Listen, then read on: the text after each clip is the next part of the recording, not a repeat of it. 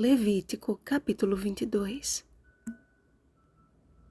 Não profanareis o meu santo nome, mas sereis santificado no meio dos filhos de Israel. Eu sou o Senhor que vos santifico. Versículo 32. Lidar com as coisas sagradas era uma questão de prioridade no santuário. Tudo ali apontava para a santidade de Deus e a necessidade do homem em ser por ele santificado.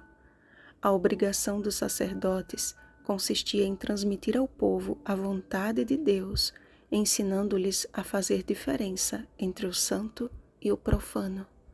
Os sacrifícios realizados no pátio do tabernáculo e as ofertas de manjares eram considerados coisas sagradas, portanto, não poderiam ser consumidos de qualquer forma e nem por qualquer um.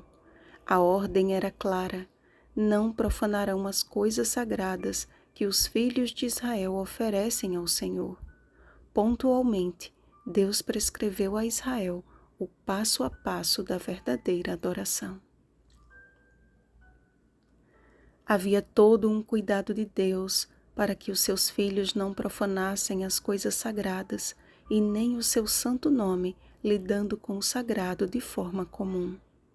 Aquele que criou o homem para a sua glória, Isaías capítulo 43, versículo 7, não poderia exigir-lhe menos do que poderia oferecer.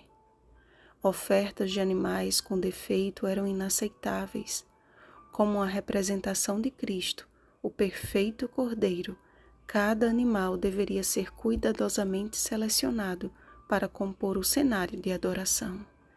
Ainda nos resta hoje uma oferta a ser feita, um sacrifício nos é exigido. Rogo-vos, pois, irmãos, pelas misericórdias de Deus, que apresenteis o vosso corpo por sacrifício vivo, santo e agradável a Deus, que é o vosso culto racional. Romanos capítulo 12, versículo 1. Muito mais do que exigir santidade, Deus nos confere santidade. Só Ele é santo, portanto, só Ele pode nos santificar. Deus deseja imprimir o seu caráter em seu povo, mas para que isso aconteça, precisamos descer os degraus de nossas orgulhosas concepções e permitir que o Santo Espírito nos transforme. A melhor oferta que podemos depor no altar do Senhor não são os nossos esforços religiosos, e sim o que Ele mesmo nos pede. Dá-me, filho meu, teu coração, e os teus olhos se agradem dos meus caminhos. Provérbios capítulo 23, versículo 26. Sabem quando começa a genuína conversão? Não é quando fazemos a obra de Deus, mas quando permitimos que o Deus da obra nos encontre. Todas aquelas leis e obrigações consistiam em ensinar a Israel que o Senhor desejava ter um encontro especial com o seu povo todos os dias, para que assim eles pudessem se agradar dos seus caminhos. Quando um pecador se dirigia ao templo com uma oferta segundo seus próprios critérios e o coração endurecido para ouvir a voz de Deus, estava a replicar a ofensiva oferta de Caim. Foi pela fé que Abel ofereceu a Deus mais excelente sacrifício do que Caim, pelo qual obteve testemunho de ser justo, tendo a aprovação de Deus quanto às suas ofertas. Hebreus capítulo 11, versículo 4. Abel depositou o seu coração naquela oferta e foi selado para a eternidade. Caim, porém, ofereceu do que achava ser o melhor, duvidando da provisão de Deus e recebendo o sinal de eterna maldição. A diferença entre a verdadeira adoração de Abel e a falsa adoração de Caim tem sido vista no decorrer da história deste mundo e permanecerá até que Cristo volte e ponha as ovelhas à sua direita, mas os cabritos à esquerda. Mateus capítulo 25, versículo 33.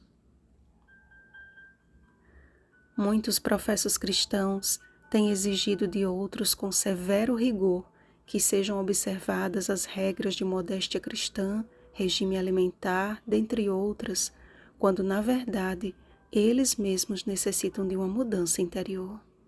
Não podemos exigir reforma se não há reavivamento.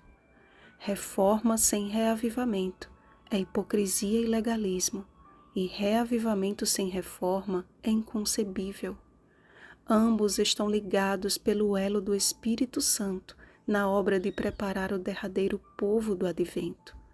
E naquele dia haverá um sacrifício aceitável a Deus, o que é limpo de mãos e puro de coração.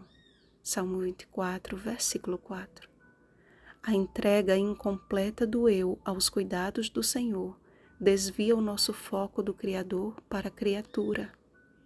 Precisamos abandonar o assim eu acho e retornar às veredas antigas do assim diz o Senhor.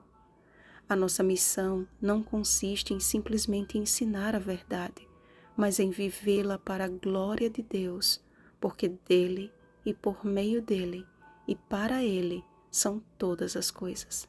Romanos capítulo 11, versículo 36. O Evangelho do Reino não é segundo o homem, mas mediante revelação de Jesus Cristo. Gálatas capítulo 1, versículos 11 e 12. Este é o Evangelho que nos foi dado a pregar e testemunhar. Seja o nosso coração uma oferta contínua ao Senhor, e toda a nossa vida será uma progressiva revelação da atuação do Espírito Santo em nós. Ora, se invocais como Pai aquele que, sem acepção de pessoas, julga segundo as obras de cada um, portai-vos com temor durante o tempo da vossa peregrinação. 1 Pedro capítulo 1, versículo 17. Vigiemos e oremos. Bom dia, peregrinos rumo ao lar. Rosana Garcia Barros.